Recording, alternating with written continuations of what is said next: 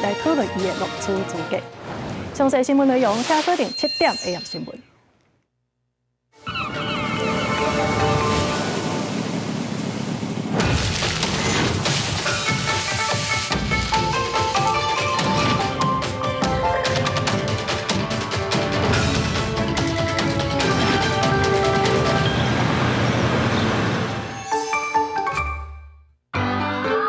这是公视第一台，刷落来请收看咱的新闻。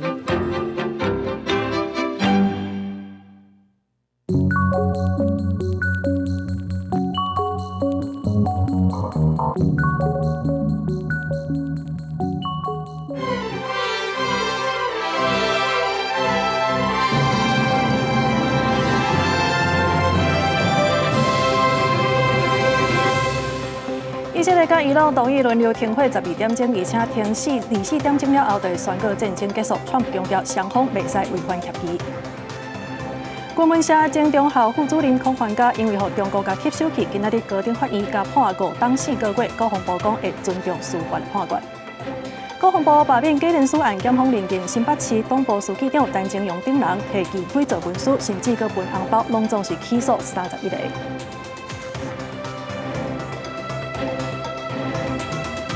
观众朋友大家好，欢迎收看6月20日 AM 新闻，我是麦尚英。头先来关心的，就是即马以色列甲伊朗的冲突到今已经进入第12天，双方同意轮流停火12点钟，而且会伫停火满24点钟后来宣告战争结束。也毋过，其实事实上，咱所看到这以色列甲伊朗的两边也是继续咧战。后美国总统 Trump 是跳出来强调讲，这停火协议已经生效，双方袂当搁再违反。以色列第2大城特拉维夫的警报声四架响，随着传来爆炸声。伊朗的首都德黑兰马口，以色列出动50台战机，加100多粒飞弹攻击。明明美国总统川普已经第23宣布，以色列甲伊朗已经同意分阶段全面停战12点钟，而且会伫停战24点钟的时阵宣告战争结束。不过双方也是持续交战，为开战以来已经造成伊朗几落百人，甲以色列超过20人死亡。就伫个情况还未面开时阵，川普搁伫真实社群顶大文讲，停战协议已经有效，且唔通违反。The genocidal Israeli regime has once again revealed the extent of the United States' hostility towards the peace-seeking people of Iran, who will never compromise over their independence and sovereignty. Damage is very big. There are some peoples that died there, and there are one team that helped there save some peoples and some trapped people. 以色列甲伊朗12天的冲突，根据路透社报道，以色列总理纳坦雅胡已经同意停战，只是以军讲也是陆续有侦测到为伊朗飞来的飞弹攻击。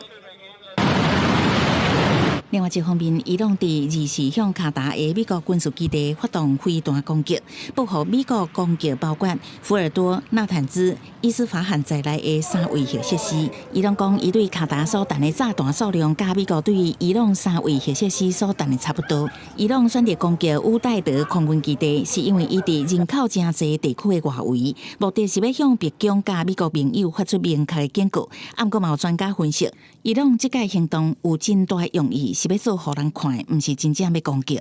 هذا الهجوم يمثل انتهاكا صارخا لسيادة دولة قطر ومخالفة لمبادئ حسن الجوار ويمثل اعتداء على الشرعة الدولية والقانون الدولي وتؤكد دولة قطر أنها تحتفظ بحق الرد بما يتوافق والقوانين الدولية وبما يتناسب وشكل وحجم هذا الهجوم。那是自卡达的军事基地去互人空袭，川普讲伊朗伊的攻击正软正，尾仔川普搁伫真实社群大文表示要感谢伊朗攻击进前的通知，所以这届攻击无人死亡，嘛无人受伤。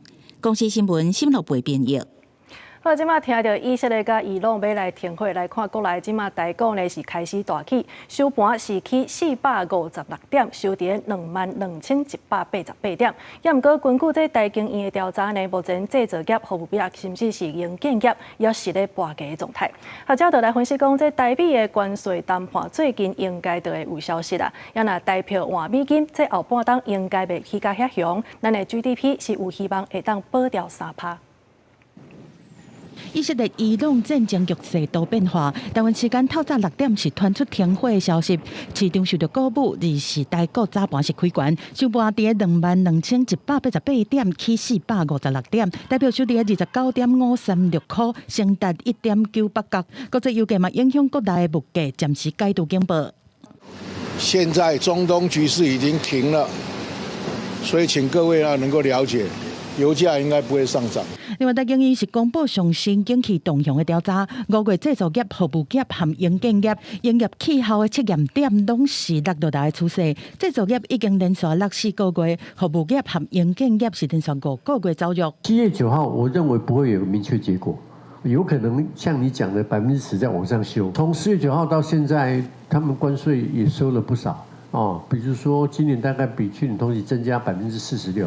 哦，确实关税增加，他们财政收入有帮助哦，但是确实也可能对于刚刚我们孙主任提到第3季的 CPI 造成一些压力。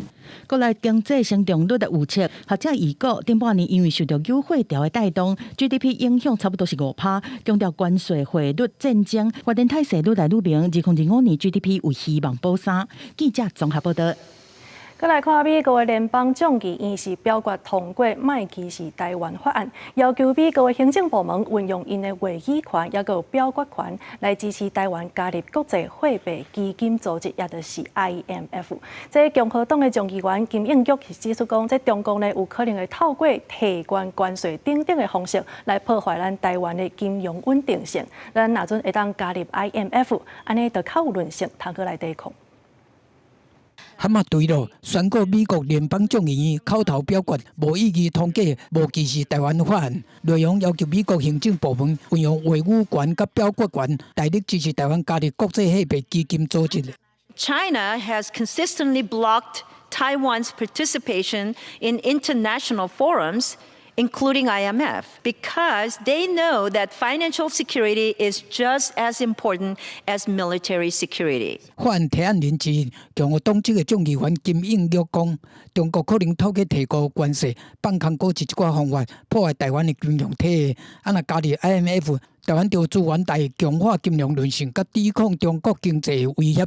而且台湾已经是 WTO、APEC 甲亚洲开发银行的成员，5月船队阁是全球前5名。专家对法案是真期待，不过强调现阶段的重点也是提升台湾本身的竞争力。经济韧性因应这些外部冲击其实是够的，焦点应该放在跟我们比较有这个切身相关的，比如说跟美国洽签的这个避免双重课税啊等等这其实是反映就是美国国会现在对我们的支持度是很高的透过各种的这个提案，让我们能够重新回到国际组织里面去。IMF 第2促进国际货币合作，推动国际贸易发展。即使台湾是创始会员之一，1971年退出联合国了后，依然是会员，一直到1980年4月中国入会了后，才被逼退出。若是要入会，要得到大多数的会员国同意。若是台湾要加入，一定会受到掌握多数票中国反对。这项法案对于支持台湾、扩大国际参与，还有就是反制中国，这个对台湾的施压，都有正面的意义。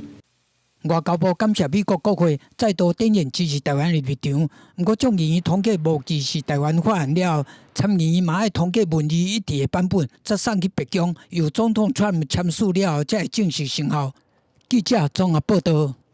讲到这强化台湾的韧性，来看咱陆军航特部602旅，伫屏东的基地来展开例行的操演，出动直升机、甲火箭弹等等武器对中国来发起攻击。若讲到咱的国防部军文社精中校的副主任孔焕嘉，伊是因为互中国甲吸收去，今仔日在高等法院是甲判5当4个月，国防部是回应讲会尊重司法的判决。AH-1W 超级防时前攻击直升机快速飞到目标区，无意攻击中军的阵地，来使用2.75寸火箭弹压制，再用机炮扫射，展现军事的战力。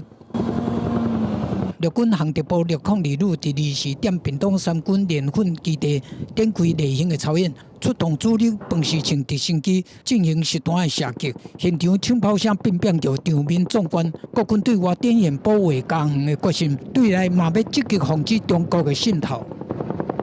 国军中谍案直直发生，国防部军文社前中校副主任孔繁嘉予中国吸收，涉嫌伫军中发展组织，桃园地院一审判决5档半。法官指责伊反背国家，不过台湾高等法院第2次的2审改判伊5年4个月。只因为坦诚犯罪、缴回犯罪所得，就减轻2个月，从5年6个月变5年4个月哈。我觉得这对广大的国民纳税人来说，这个判刑真的太轻哈。出卖国家呢，有时候判的比出卖凶宅还要轻。专案是因为退伍上尉邵伟强伫金门做旅营业，哪像互中国吸收，按2002年积极伫台湾发展组织，做中谍20年久。期间来吸收陆军正上校向德军，请军服签署导航承诺书。若孔繁嘉是伫2006年伫军中互吸收，收大约63万，用免费由越南想要伫军中发展组织，最后是失败。军文社本身的这个任务比较特殊嘛，就是他可能要负责像例如说一些这个国军的活动的一些采访啊、的新闻发布等等，所以他可以接触到比较多的这样的一个部队的相关的情况。那可能因为这样子呢，多多少少也会建立一些他的这样的人脉关系。学者分析讲，中国利用孔繁嘉伫军文社的人际关系，想要伫各单位渗透，加上官兵的警觉性悬，无重宽度。国防部回应讲，尊重司法判决的结果，会秉持国安联防机制，和国安情报团队严密搜证，反制中国的渗透。记者综合报道。来看这桃园的大溪呢，最近是出现中国的宣传单，在内底讲做是要庆祝台湾回归，互民众拢感觉真喊过。警方调监视器展开调查，目前已经锁定对象，也来请桃园地检署指挥侦办。甲批桶开开，看到内底一张宣传单，内底竟然写中华人民共和国政府的公告。这是桃园大溪中华路巷仔底的徛家，差不多每一户拢有收到。有的人感觉真无聊，嘛有人是赶紧报案处理。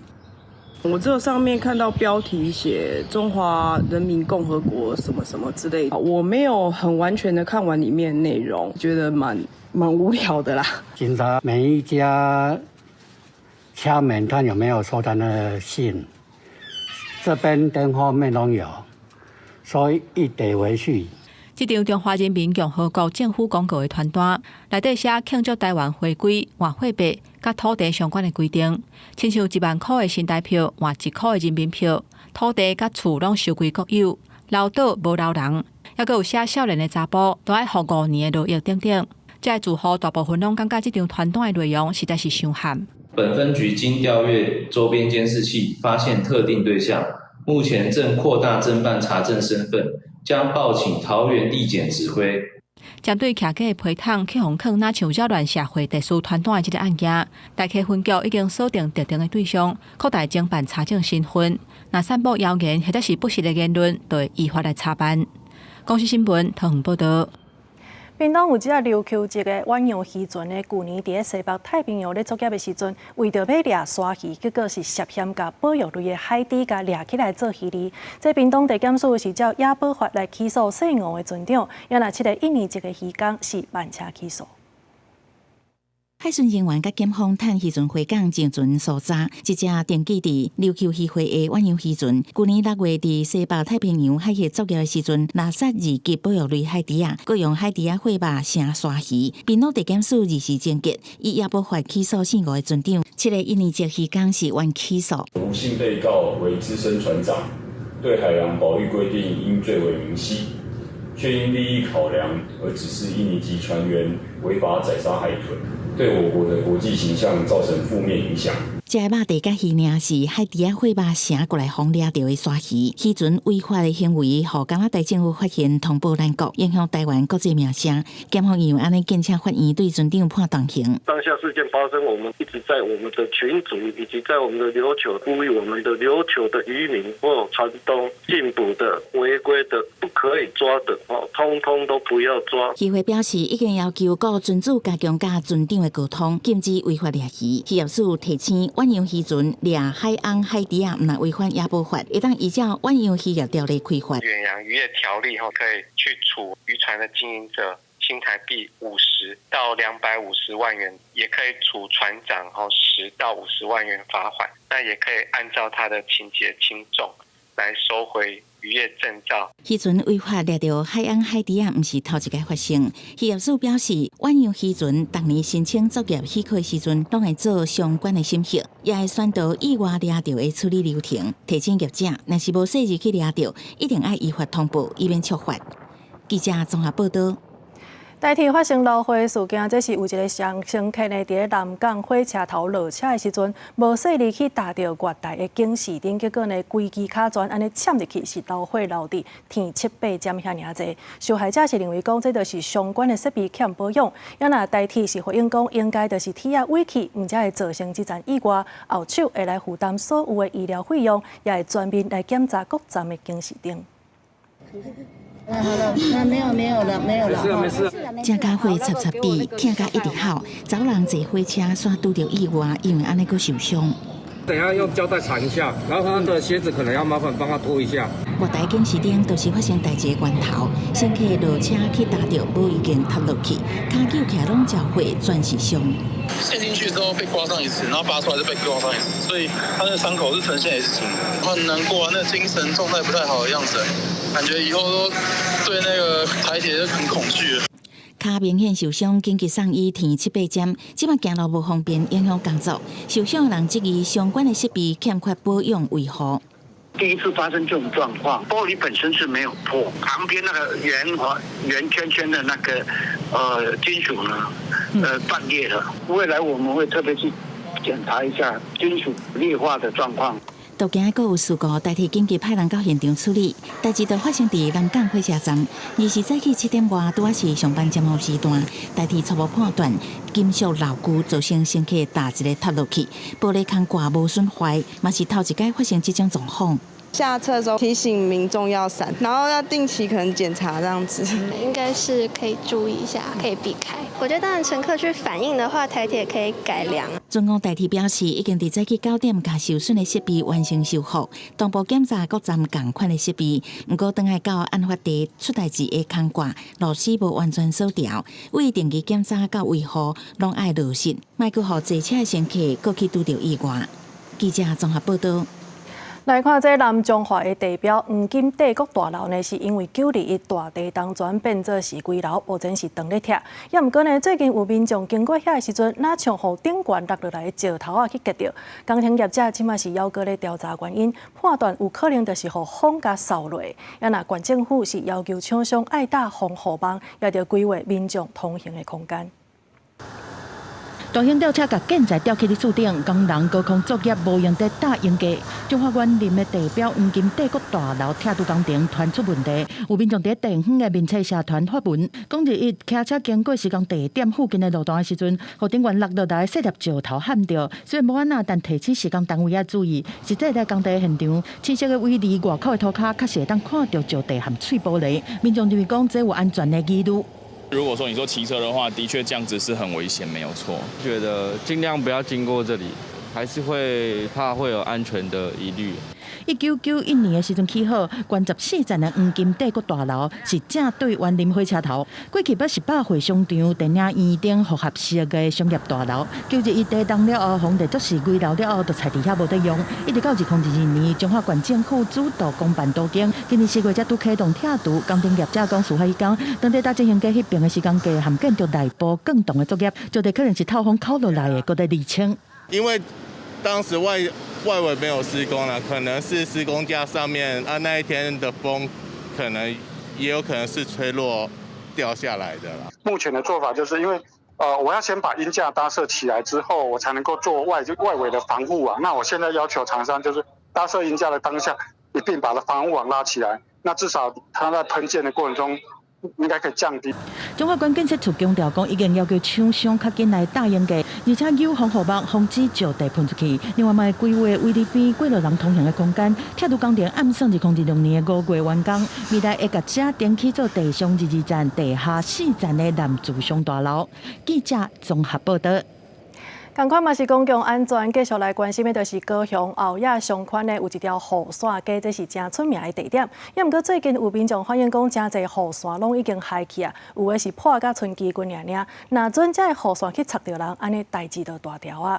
即马后野上宽是表示讲，就是因为风雨，毋才会互雨伞破甲遐严重。这2天已经煞煞咧拆，按算月底会全部拆掉。五花十色的雨伞吊伫咧半空中，这是高雄安宁街后野上宽，也是地方有名的雨伞街。常常车国内外游客来这登卡翕相。不过行脚我甲看，这侪雨伞拢已经破去，有的甚至已经破甲剩伞骨通伫咧遐。有民众反映爱加强管理，万一若落落来去插着人，惊会流血流滴。它那个如果掉下来，你看它已经有稍微破损了，然后那个雨伞是。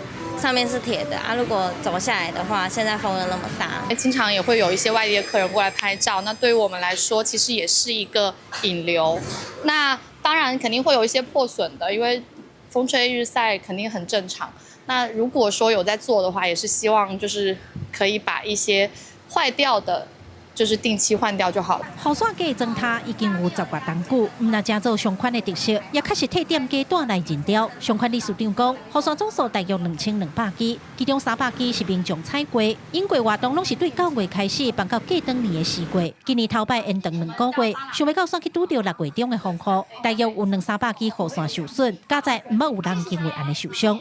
损坏的部分大概在1-2成左右。那这个再掉下来的话，我们都是立体处理。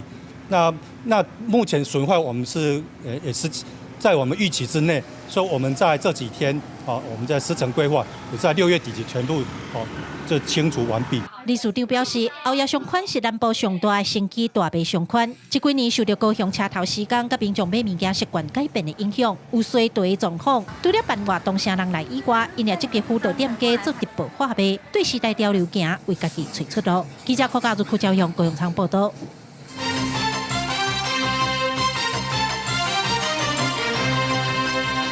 政治的消息来关心的是，这检方侦办民进党立委苏卡辉、张宏禄甲李坤城的罢免假联署案，结果呢是认定这国民党新北市党部书记长陈清勇等人是伪造2500多份的提议书，甚至阁有分红包的情形，所以落尾是照违反各自法甲伪造文书等罪来起诉陈清勇等31个人，也那这19个抄名册之间是慢车起诉。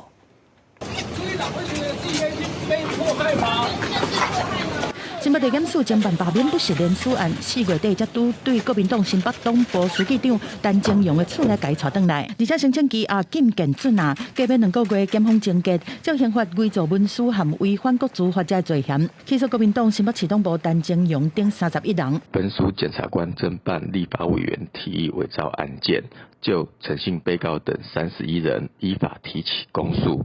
就赖姓被告等19人，则为缓起诉处分。根据起诉书指出，讲今年1月2日，国民党中央开会，要求各罢免案爱伫旧历过年了后的开工日，送到罢免提议人的名册到中选会。陈清勇等人就利用国民党党员的名册来抄，伪造提议人的名册，拢总有2566份。其中罢免苏卡辉和张宏禄的部分，陈清勇阁发予大家倒抄的人1000块的红包。另外，罢免立委李坤城的领衔人宋建良等11人，是因为查无积极的证据无起诉。尽管是尊重司法的侦办，但也明显看到民进党办蓝不办绿，司法双标，这一点令人相当的遗憾。我们会坚定每一份的力量，持续守护每一位国民党立委，不让执政的力量继续追杀。从之前的台南、台北、宜兰到今天的新北党部，证明国民党抄写名册就是一个有组织的犯罪行为，但检调却还没查到下令的国民党高层。是不是只办基层不办高层？我相信人民都看在眼里。目前新北拢总有5个国民党立委的罢免案成案，而且会伫7月2日来投票。民进党找民众加入后台志工队，要催出罢免同意票。国民党是强调会正面来迎战，话话讲一式拢袂当减。另外，针对民进党新北市议员陈乃如罢团规造提议书案，检调嘛开始行动，20分7路来搜索，约谈国民党立委罗明才的助理等人厘清案情。记者综合报道。劳动部伫去年的时阵呢，传出有公务人员因为霸凌去行地路，即马为着避免类似的案件搁再来发生，立法院是三读通过公务人员保障法部分条文的修正草案，定出这工课场霸凌的样态。也若机关的首长也是第一笔的主管，若准互人认定是霸凌，安尼上济是罚到100万。条文修正通过。在调解的支持之下，立法院副院长江启臣推也甲讲话，宣布三读通过修正公务人员保障法部分的条文，明定工课场霸凌的形态，甲定出纠治申诉处理的机制，也有追究行为人的行政责任。我们在去年率先提出了公务人员保障法的修正条文，希望借由法律明确的授权，让对没有办法提供公务员好的安全卫生防护条件的，必须要有法律制裁的处罚作为后盾。2024年11月份，劳动部标出姓吴的公务人员去互霸凌行底路的事件，引起社会关注。不过，这个事件的初期煞无去互看作是违反公务人员保障法。这个三读条文就明定，无论是提出建议或者是申诉的人，若是受到不当的对待，安尼负责人就会面临3万至75万的罚款。而且，伫了解工课场霸凌的情形，煞无采取具体有效的措施，会当罚3万至150万。甚至机关的首长或者是一级单位的主管，若否认定是工课场的霸凌者，上当会当罚到100万。所有的权势霸凌必须有效的防堵，这是前所未有的公务体系的一个大要进。当然，后续还有公务人员的考绩法相关的配套，我们都要对于霸凌者施以必要的罚则，让霸凌者受到应有的制裁。另外，条文内底嘛明定，公务人员的机关若无提供相关的防护，致使伊的生命、身心的健康受损，会当申请国赔。嘛放令下用的范围，包括政务人员、民选公职等等各种依法令执行公务的人员，不过无包括医疗机构甲公立学校。这个修正的条文会为公布了后6个月来实施。公司新闻台北报道。台中有2个高中生，虽然讲伫全国考展去拼着冠军，也毋过煞互人检举是抄来的。即马考教官是认定讲，因部分的内容呢是无甲资料的来源写好清楚，所以违反着研究伦理，已经决定撤销因的奖项甲奖金。另外呢，这2个学生当中，其中有一个是用翻车计划去调到台大医学系，即马台大是表示讲会搁开会来讨论伊的录取资格。师生做阵翕相，庆祝学测第2阶段放榜的好成绩。台中一间市立高中2名学生参加第64届全国中小学考展，相关的研究得到第1名，但是事后向检举内容涉嫌抄袭。考教官23号经过专业审查会议了后认定，2名学生有研究知识，但是伫咧数据收集甲处理全国考展作品说明书甲国际考展研究报告内容部分，引用资料无注明出处，违反研究伦理，引起了议论。我觉得如果就是有用一点其他的想法，应该还 OK。可是完全模仿抄袭的话，有点太夸张了。如果说老师他最后还会再审查，或者会再review一次的话，老师确实是应该要尽到这样的责任呐。考教官决定撤销奖项，甲4.5万奖金追倒转来，2名学生甲指导教师禁止参展1年。台中市教育局甲校方拢表示尊重，强调未来会加强参展师生的学术伦理甲研究质量。避免这款的代志搁再发生。有2位参展的高中生作品疑涉有不当研究情事，因学术研究有其专业，教育局尊重科教馆审查结果，并已督促学校尔后加强参展师生学术伦理及研究知能，避免类似情形再次发生。日前台中一间私立高中的学生叶疑是因为放榜学习离场，去互几间大学取消正处的资格。人本教育基金会认为，台湾升学主义以分数为主的观念，并无因为多元立派的管道来消失。学生排着外界叮当的压力，校方应该负起辅导责任。我们一定要改变那个以成绩分数为挂帅的这种观念，大人必须要站在一个辅导的立场，这样子让我们的学生才不会用不择手段的方式去争取成绩。去全国考展取消奖项的其中1名学生，以翻新计划考调台大医学系。台大校方23号表示，有接到相关的检举，后续会召开会议讨论该生录取的资格。公司新闻台中报道。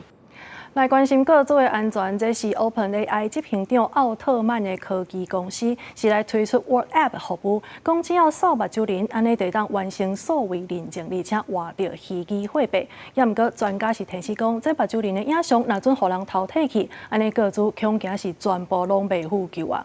司法部是表示讲，这目睭人呢，就是特种个资，若准甲遐人讨来用，安尼就算违反这个个资法。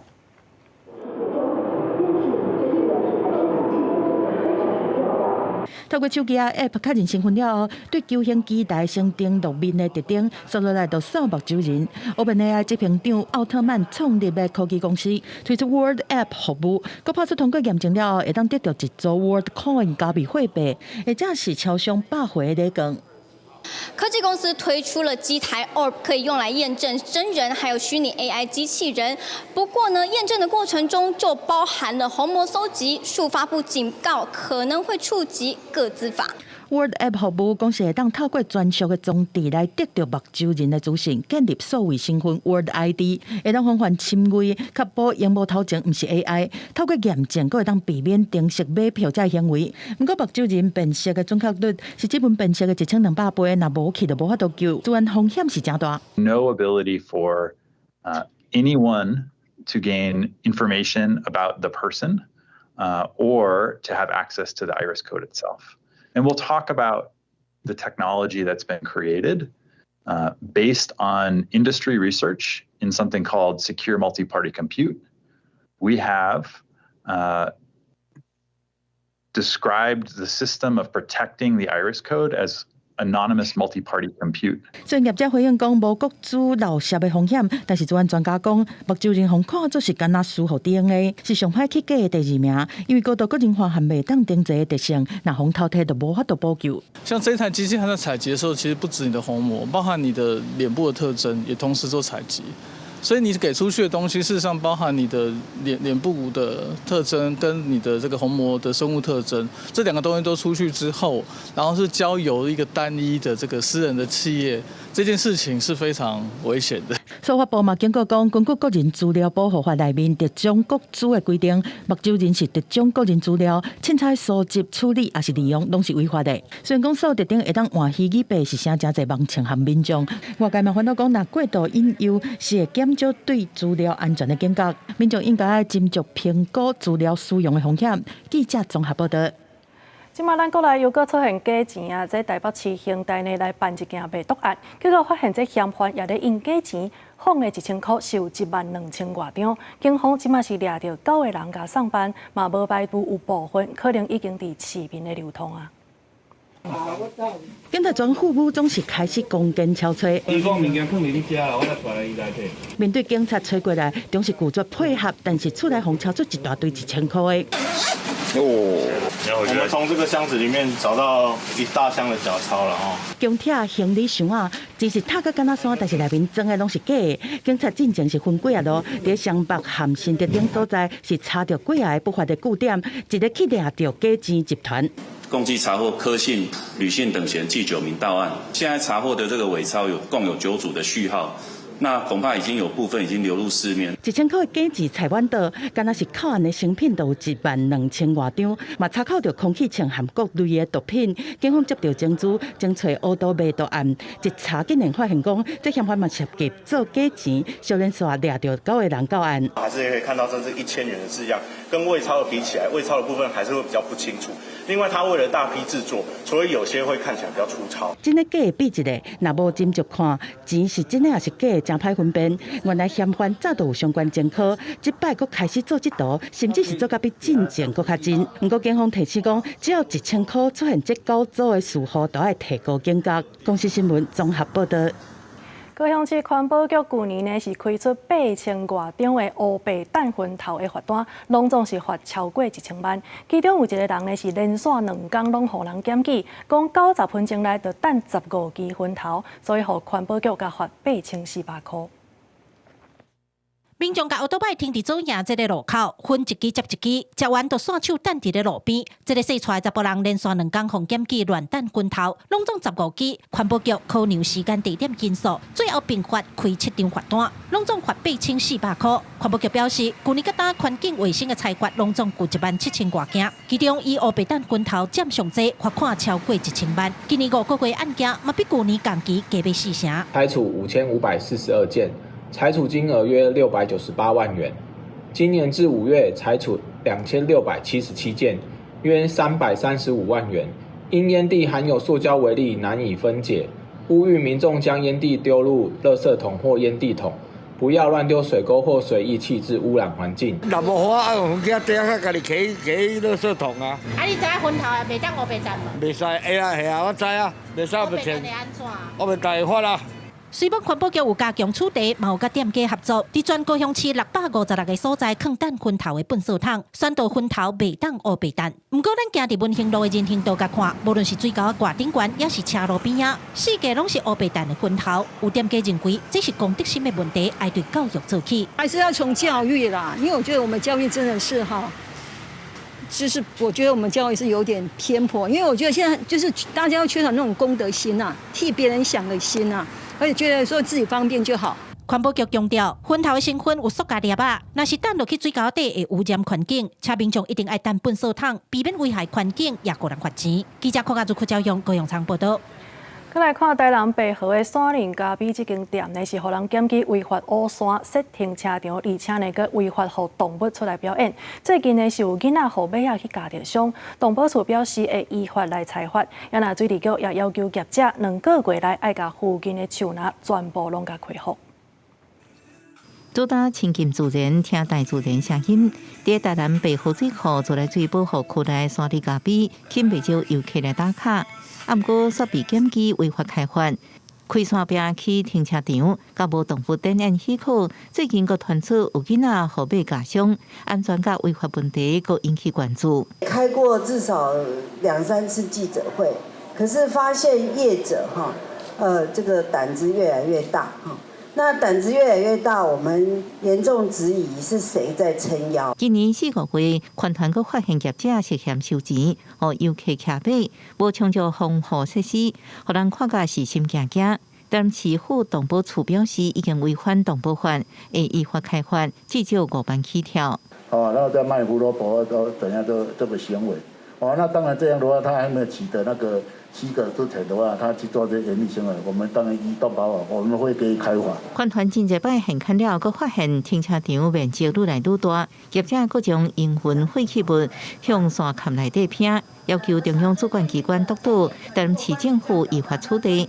市府调查发现，早伫107年已经罚过业者，啊，不过最近佫定来。未来我们也会针对这些比较违规的乐区去做一个卫星影像监测的部分。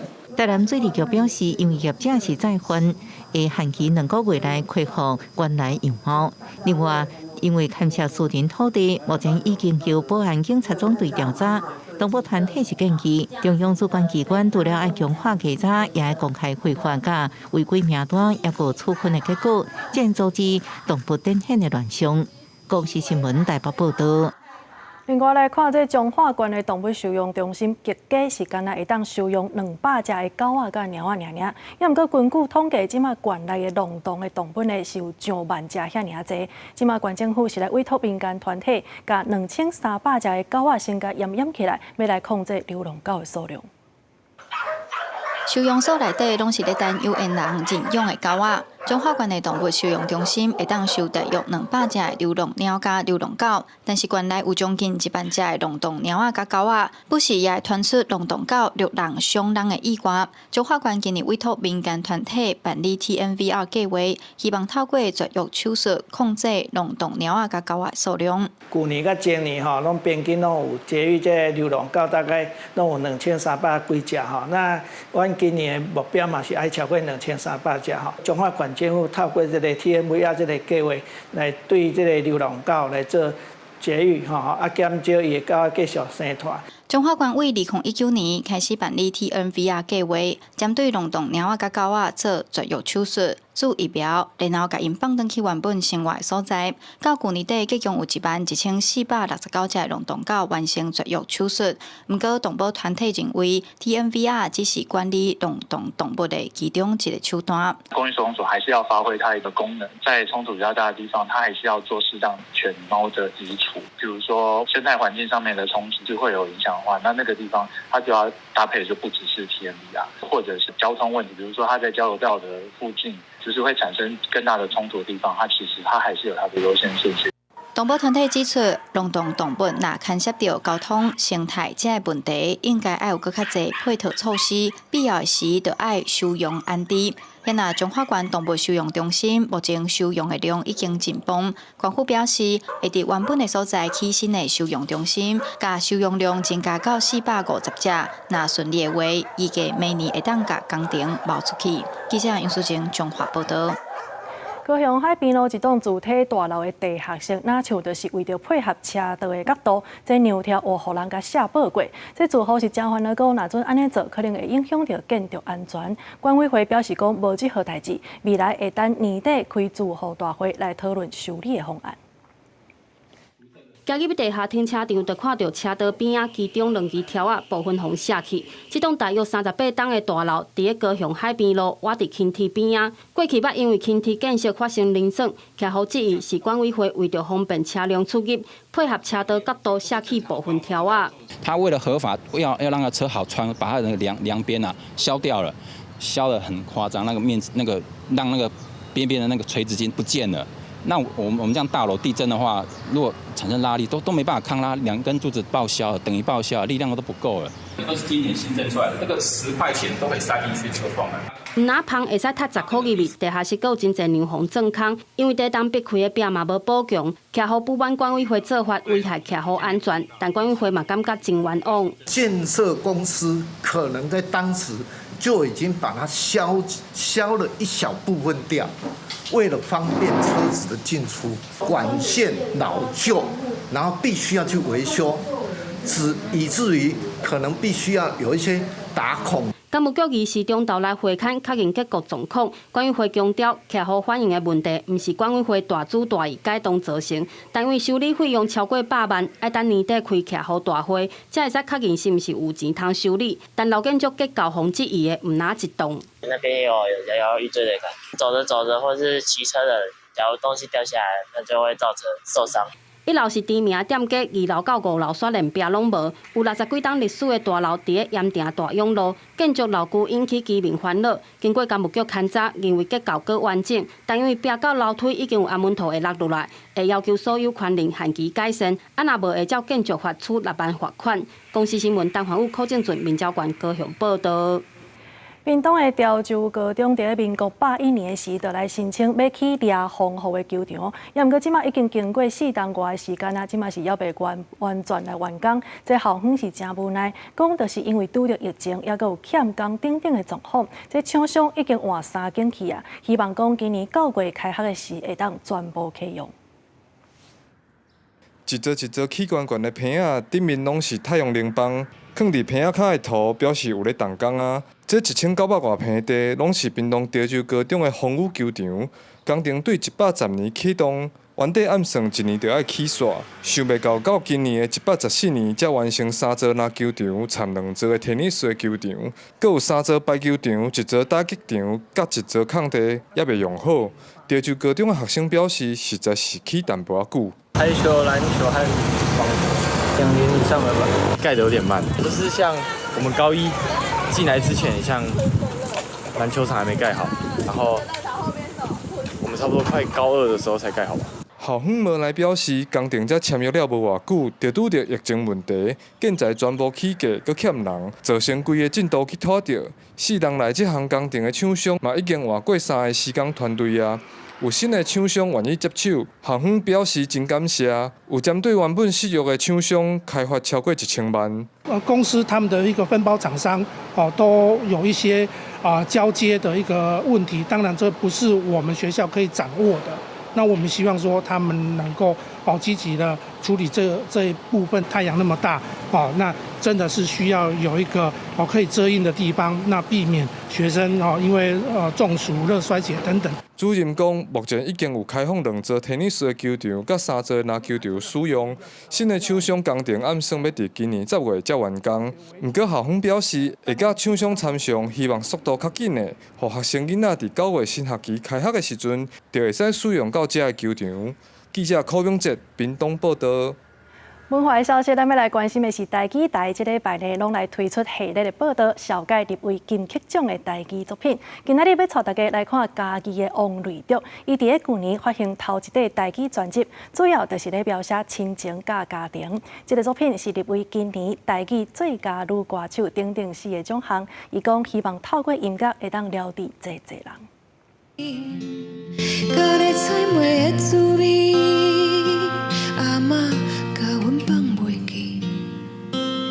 当过来甲阮白头鬃，甲阮做好人，暗时着迷茫，去装一场空。用记忆内的滋味来唱实地的故事，其实王瑞竹伫2017年就写出《高丽菜梅》这首台语歌。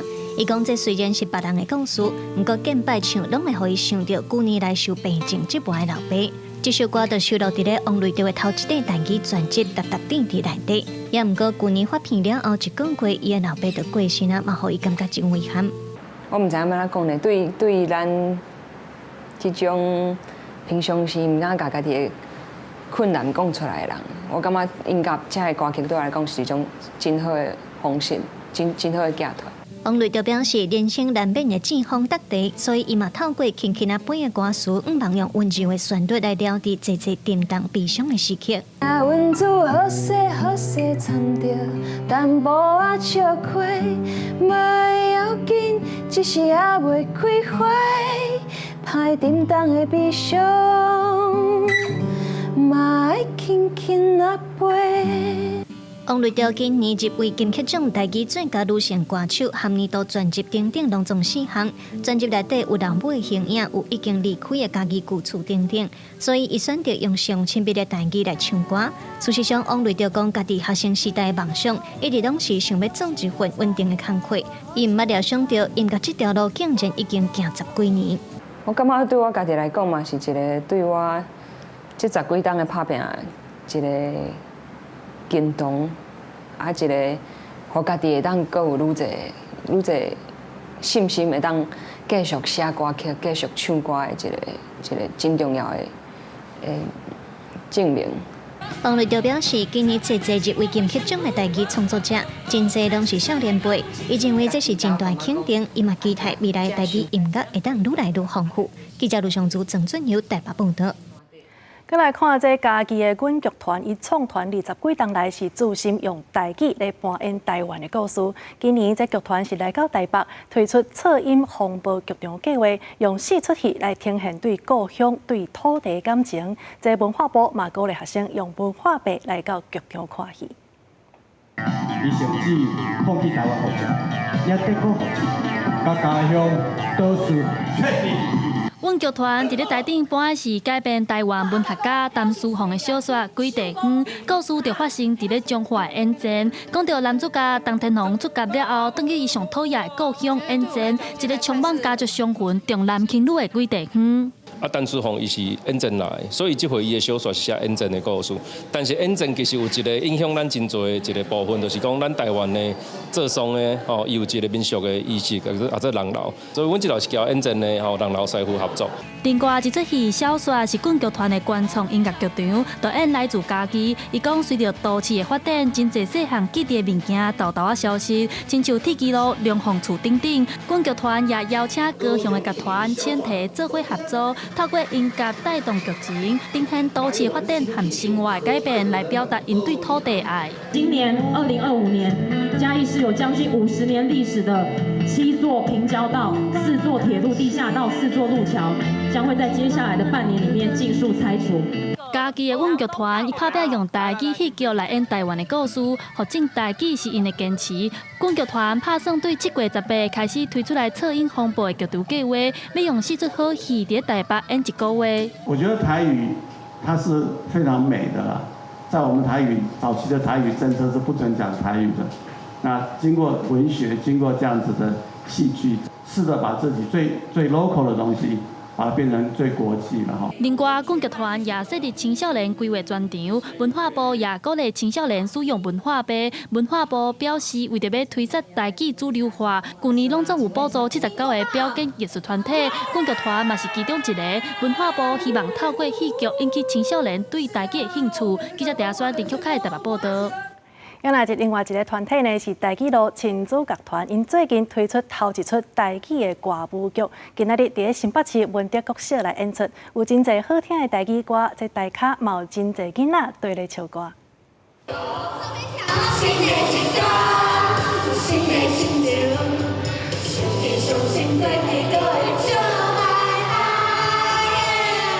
演员用台语囡仔歌到早甲学生小酒问，嘛和学生互动做资源回收，这拢是校园内底常看到的生活场景。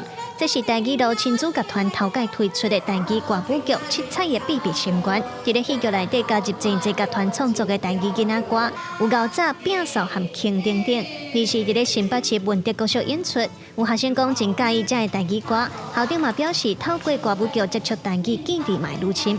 干嘛？你看到上欢喜的是倒一部？我喜欢的一部分就是唱歌，趣味就好听。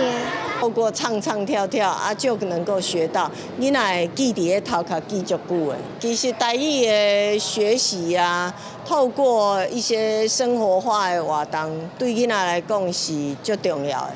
伫咧故事内底，一个主角虽然爱画图，却唔敢画家己，唔过有朋友陪伴甲引带，伊豆豆变较有自信。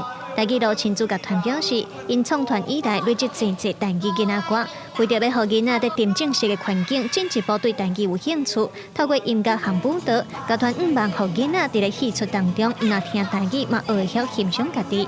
阮的歌本来就是真生活化，像阮有摒扫，摒扫 party 内底就是咧讲摒扫的代志，真侪囡仔头拄有看到讲，阮台顶的演员咧唱的时阵，台骹嘛是有对咧唱，其实伫咧边仔看拢感觉介感动啊。台语路亲子剧团是一定坚持要和囡仔讲台语的爸母组成的，为着要推广台语，这出歌舞剧率来会伫咧新北图书馆、桃园图书馆，也有台中国美馆公开演出。未来佫会录制影片放伫网络，互有心要学进台语的家庭和学校有愈侪会使运用的资源。记者卢尚如、郑俊由新北报道。国际消息，咱要来关心的是，即马美国东部甲中部地区呢是真烧热，温度是超过40度，真侪民众拢袂堪咧。就连这马里兰等等所在呢，路嘛拢已经变形，气象单位是发布高温警告。温度真悬，警车嘛热到挡袂牢，就要用拍火水头抓水来降温。曼哈顿北部的华盛顿高地的居民嘛，紧去附近找闪热的中心，要来理这热影的侵袭。美国国家气象局针对布鲁克林、曼哈顿、史塔登岛这所在发布极端高温警报，暗算持续到日时暗时8点，危险高温可能到-42度。居民会当打电话问你家己上近的美热中心伫倒。Beber mucha agua, usar filtro, porque imagínate no es fácil, porque este sol ya te hace daño de tan fuerte que está. 根据美国国家气象局，美国东北部分地区的高温记录是一直创新高，其中红叫做是曼哈顿之西的纽约中央公园，而且是测到-35.56度的高温，打破对1888年以来的记录。气象局嘛针对美国东部1/3大部分地区发布极端高温警告和高温警示，至少29个州1.6亿人受到影响。Some places tomorrow could be all-time for June, not just daily records. Each year it seems to be getting hotter. The water temperatures off the coast are getting hotter. Hurricane seasons seem to be getting longer. Be a real signal there. Heat is definitely a killer. 气象学家讲，这种更加剧烈的气候形态，会是一种热强现象。这种高压系统会把空气困掉，让气温一直起嚟，定定会持续3天，也是更加久。即马天气变热，湿气会更加多，极端气候的事件嘛会变甲更加多。公司新闻吴文玲编译。再来看，这伊朗发生战争到呾呢，这领导该站的人已经开始咧找哈米尼的接班人。这流亡海外的上尾代王子巴勒维，伊是讲这政权就爱来改变，所以呼吁哈米尼就爱赶紧落台，伊是真愿意做这临时的领导人。美国空袭破坏核设施了后，伊朗面临伊斯兰共和建政以来上大的危机。专家分析，德黑兰政权已经伫咧求生的模式，未来领导阶层发生变化，可能只有2种模式。One is the possibility of U.S. or Israel taking out Ayatollah Khamenei, the current supreme leader. The second possibility is that there are elements within the Revolutionary Guards who might be frustrated with his leadership. 最高领袖哈米尼亲身任命的3人委员会，最近当加紧脚步找找可能的政权继任者。新人选必须对伊斯兰政权忠诚，佮以更较温和的态度抵抗外国政权甲内部的动乱。目前讨论较济是哈米尼56岁后生莫吉塔巴，一甲伊斯兰革命之父霍梅尼的孙仔哈桑，其中以开放派佮有血统加持的哈桑更较适合。1979年，伊朗伊斯兰革命的时阵，末代国王穆罕默德巴勒维落台，流亡海外的末代王储里萨巴勒维23伫巴黎召开记者会，表示伊朗当面临徛伫通往lau火甲和平的十字路口，要求哈米尼落台，表示家己已经准备好要带国家走向民主。I'm stepping in to lead this transition. I don't believe I need a title to play that role. The important thing is to be someone who can galvanize the nation, unite as much as possible the majority of democratically minded secular forces within the opposition and the political spectrum. 巴勒维是伊朗反对派的代表人物之一，支持伊朗转型民主加世俗化，无追求王室护卫。伫国内有支持者，也有反对者。伊朗的反对派也有正济派，包括青年女性运动者、酷特组等族群抗争者、工会甲劳工组织、人民圣战者组织，也有体制内改革派，所以要整合无简单。美国总统川普前一天答问表示，无排除伊朗政权改换，引起外界讨论。白宫表示，基本立场无改变。That's a question the president raised last night, but as far as our military posture, it hasn't changed. 以色列政府发言人表示，虽然不是因作战的主要目的，不过，是促成哈米尼落台，让伊朗人民脱离多年来迫害，嘛是一个真好的副作用。公视新闻施慧中编译。明仔载天气做伙来关心各地头的温度。北部地区是27度到36度。中部地区是26度到35度，南部地区26度到34度，东部地区是26度到33度，也那外岛地区27度到33度。以上就是这则 AM 新闻，感谢你的收看。明仔载同一个时间，咱再相会。